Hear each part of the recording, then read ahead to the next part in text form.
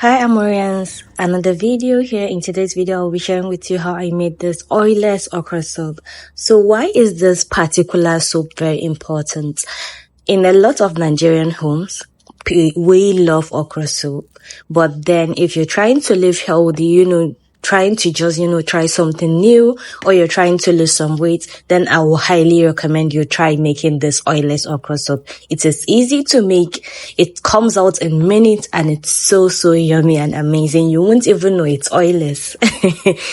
So guys, let's dive in. I decided to use fresh cooked fish for this and some omo, but you can use any protein of choice. First thing I did, as usual, is to cut my protein of choice. I like to buy my fish, meat, chicken in whole, cut them at the desired size or shape I want. That will help me determine. I usually make that decision of how to cut when I'm cooking what I have in mind. So here I cut my cooked fish and I'm going to remove all the nasty stuff inside, that is the stomach content. And then as usual, you know me, I'm going to go and wash this with lots of vinegar, lemon juice, and I'm going to run this in running water for as much as possible to get rid of anything. Remember, when you're cooking with the head of the fish, always make sure you remove the gills. That is when you open the head, there's this red, is it organ? I don't know. There's this red stuff inside the head. You need to remove that when you're cooking with the head of the fish. I don't really like fish head, but for the sake of this video and because I wasn't eating this alone, I decided to use the fish head also. Here I added my vinegar and my lemon juice. As usual, this is going to help you get rid of that fish smell, and trust me, it also helps you get rid of all those germs or whatever, because you don't really know how the fish what the fish been through before it reached your home.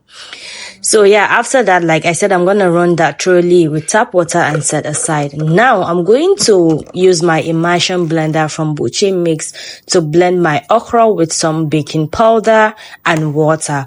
I use half the okra that I'll be using for this recipe to make this very smooth jelly consistency, because yeah, I want this extremely slimy and drawing.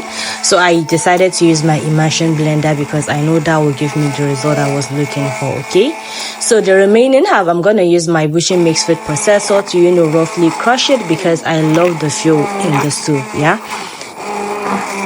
so this particular immersion blender and the other part is part of the 12-in-1 food processor. It has the wicks, it has the food processor, both big and small, and then it comes with a lot of amazing features and parts that you can use. So I'm adding the other half here in my food processor to roughly crush that. After that, I'm gonna crush my pepper. For this pepper mix, I use shombo, which is chili, onions, habanero, the yellow pepper, and then my bell pepper. I want this spicy, the reason why I added the habanero pepper, but you can remove that if you don't want it to be spicy. But then, spice food also helps with metabolism, so I will highly recommend you start eating spicy food. So after crushing that too, this is what it looks like. And then we're going to proceed to cook our oilless okra soup. Remember, prepping is equally important. You need everything to be in place before starting cook. So I added water in my pan. I added a small size of onion, some seasoning, and then some salt. I'm gonna go in with some ginger garlic powder and stir everything to combine. Then if you want that taste deep inside your protein, I will highly recommend you add some pepper. It is important. You will notice the difference if you start doing this. So after mixing everything, I'm going to go in with my washed fish. By the way, what fish do you prefer? Personally, I don't like catfish. I prefer the bony, scaly fish than the slimy one. So I don't really like catfish. I added my Kpomo and allowed this to cook. Remember, your fish cooks faster than anything. So once your fish is cooked, you don't want it to be so soft that it starts scattering. You just want it to be soft and all those seasonings to penetrate into it, and then you're good to go. I'm gonna remove the fish and allow the kpomo to cook further. And then remember, you need the stock, this water for your soup. Now in another pan, I added that blended crushed pepper. You can add as much as you want depending on how spicy you want this soup to be. Now, they say when you stir your okra soup or you cover it, it won't draw as it should. So I tried this time, but it gave me the same result. I added my iru, which is the daddawa, and then some blended crayfish powder. And then I'm just going to stir everything to combine. After that, I'm going to go in with that stock from the fish and kpomo. You can save the rest for any future use. I didn't use all, by the way, because when you're making okra, you don't need much liquid. If you really want it to be slimy or drawing, you don't want to put too much water or stock in it.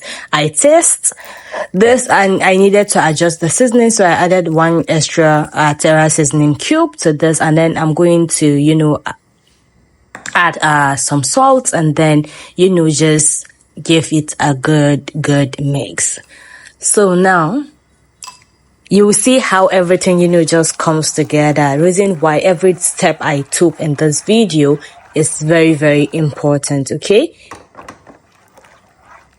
so now you're going to go in with that blended okras. The one I use my immersion blender, blend. So this is what it looks like. Using your cooking spoon or a whisk, you're just going to, mix that together with your base. Keep stirring until it is well combined, just like that. And then you're going to go in with the other ingredients.